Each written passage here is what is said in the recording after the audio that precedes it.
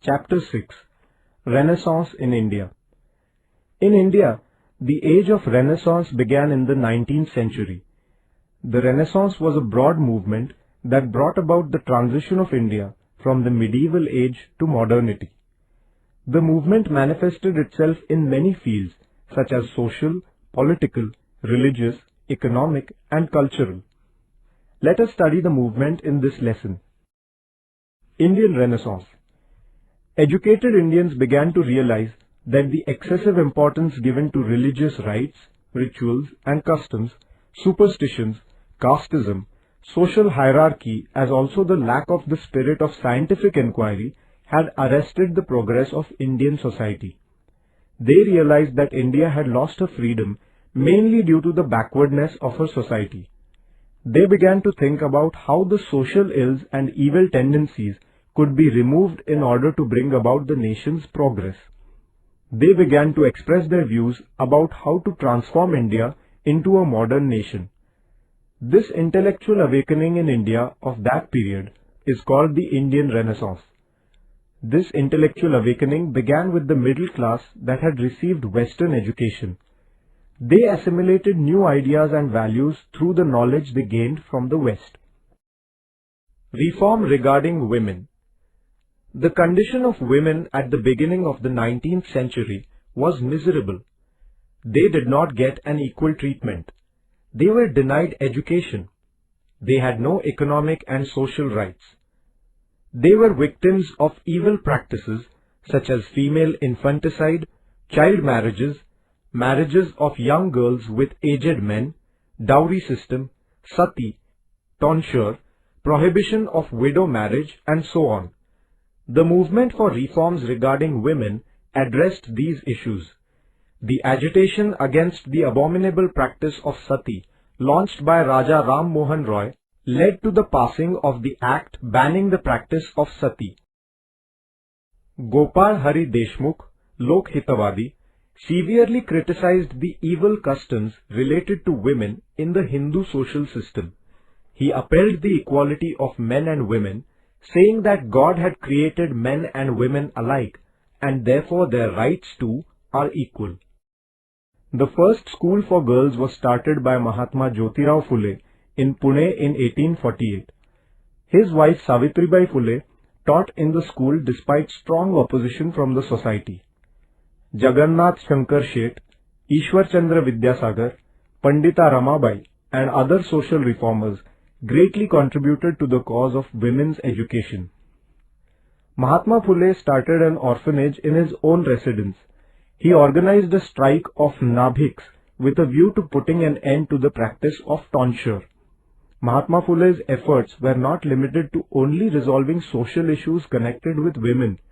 He endeavored to change the male chauvinistic attitude that belittled women. Stri Purush Tulana, 1882, written by Tarabai Shinde, was a fruit born out of his endeavors. Tarabai, who belonged to a rural Marathi family in the Buldhana region, upheld the rights of women in fiery words. Ishwar Chandra Vidyasagar, Vishnu Shastri Pandit, and Viresh Lingam Pantalu made great efforts to obtain recognition for widow marriages. Gopal Ganesh Agarkar strongly objected to the attitude that confined women to kitchen and child rearing. He was of the opinion that boys and girls both should be given the same education. He strongly asserted that a woman should be able to move about in society as freely as a man. Maharshi Dhondo Keshav Karve founded a widow's home or Anath Balikashram for the education of widowed girls. His efforts resulted in the establishment of the first women's university in the 20th century. Maharshi Vitthal Ramji Shinde launched a reform movement for women among the larger sections of society.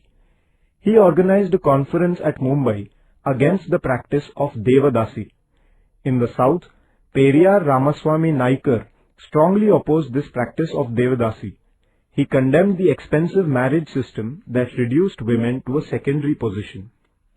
Dr. Babasaheb Ambedkar, through his articles, exposed the injustice inflicted on women in the male-dominated society. Many women began to join his movement. This movement took women's reforms to the lowest sections of society. The women's reform movement resulted in putting an end to many unjust practices. The idea that women should be treated as equals began to take root. Women began to prove their abilities in many different fields of life. Movement for the abolition of caste discrimination. The caste system was prevalent in Indian society. It was based on inequality, exploitation, and injustice. The social reformers realized that the barrier of the caste system should be removed in order to bring about the progress of the country. Reformers such as Lokhitavadi, Mahatma Phule, Gopal Ganesh Agarkar, Swami Dayanand Saraswati, Narayan Guru, and Vireshilingam Pantalu strongly condemned the evils of the caste system. Mahatma Phule opened the schools for the Dalits. Through his writings, he tried to awaken the Dalits. He was of the view that the right to education should not be limited only to upper-class males, but should also be made available to the downtrodden classes and women. He founded the Satyashodhak Samaj. Through his movement, he endeavored to inculcate the values of social equality and justice. In Kerala, Narayan Guru organized the reform movement for the removal of social inequality. He gave importance to inter-caste marriages with a view to abolishing caste discrimination. Later, we shall study the Dalit movement separately. Religious reform movements. Certain institutions established in India during this period gave momentum to social and religious reforms.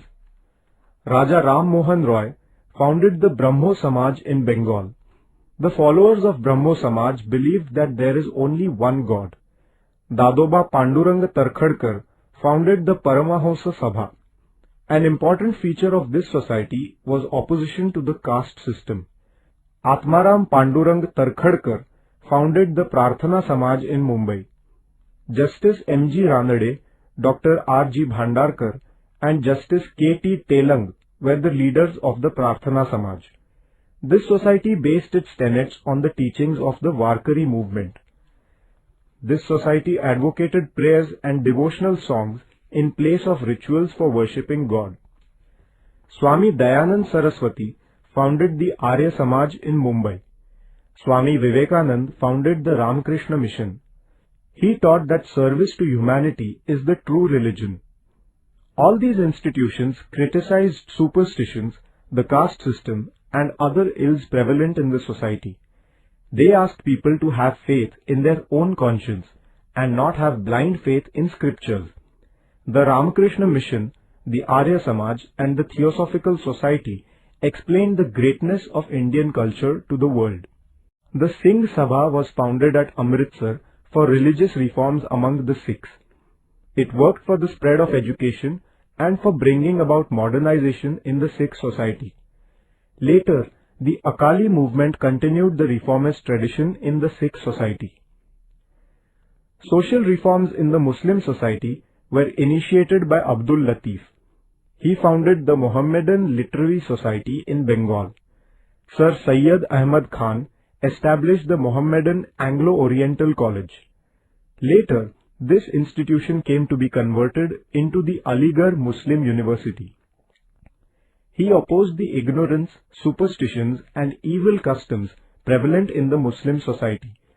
He firmly believed that the Muslim society would not progress without the acquisition of Western education and science. Renaissance in other fields. During the Renaissance, along with the reform movements, the progress made in the fields of literature, arts, and science was also remarkable.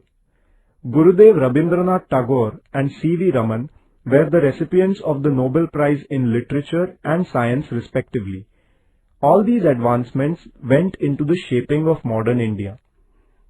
During this period, many changes took place in the fields of literature and arts. Novel, a new form of literature, emerged. The life of ordinary men and women came to be depicted in literature. Thought-provoking essays were written.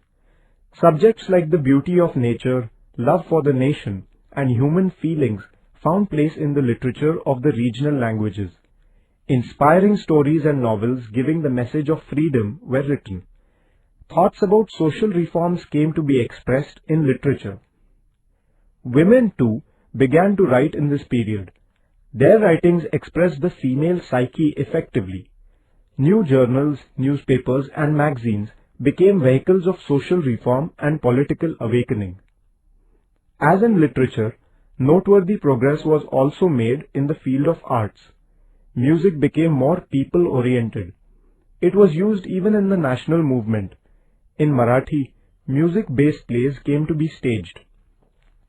A new style of painting emerged, combining the traditional Indian style of painting with the Western techniques. The Ajanta style, the Mughal and Pahari miniature styles were revived during this period. In architecture, a new mixed style evolved under the influence of the Western style. Many books were written on science. People began to realize the importance of experimentation and scientific outlook for bringing about the progress of the country. This expression of Renaissance is important in the history of modern India. Charged with the ideas of liberty, equality and nationalism, the reformers started a nationwide movement in the political field. We shall study it in the following chapter.